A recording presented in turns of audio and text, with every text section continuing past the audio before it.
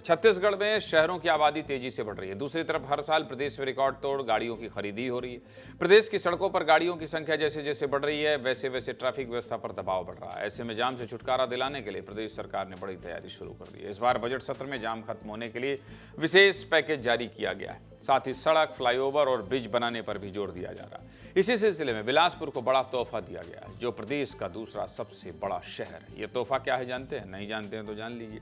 सरकार ने बिलासपुर शहर में फ्लाईओवर बनाने का ऐलान किया ताकि शहर में आने जाने वाले लोगों को किसी तरह की परेशानी ना हो। फ्लाईओवर बनने के बाद लोगों को शहर के अंदर से गुजरने की जरूरत नहीं पड़ेगी, बल्कि शहर के ऊपर से ही लोग बिना जाम में फंसे बाहर निकल जाएंगे। ये फ्लाईओवर कितना बड़ा होगा, कहां से कहां तक बनेगा और इसमें कितना खर्च आएगा, सब कुछ आपको विस्तार से बता देता हूं। देखिए, बिलासपुर के सीपत चौक से, देख लीजिए, आपको सब कुछ समझा रहा हूं।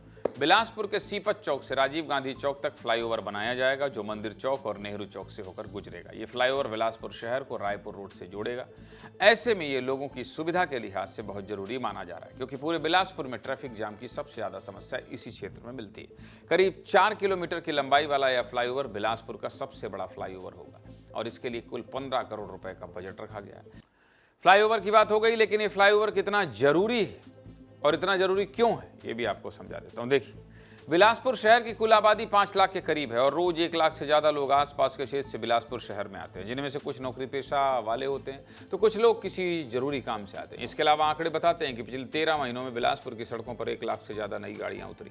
लेकिन शहर की सड़कें पुरानी हैं और लोग आज भी पुरानी सड़कों से ही आना जाना कर रहे हैं, जिससे लंबे समय से जाम की स्थिति बन रही है। लिहाजा बिलासपुर में फ्लाईओवर बनाकर ट्रैफिक समस्या को दूर किया जाएगा और बिलासपुर के अलावा इसका फायदा आसपास के जिलों को भी मिलेगा, जो बिलासपुर या फिर राजधानी रायपुर के लिए जाएंगे।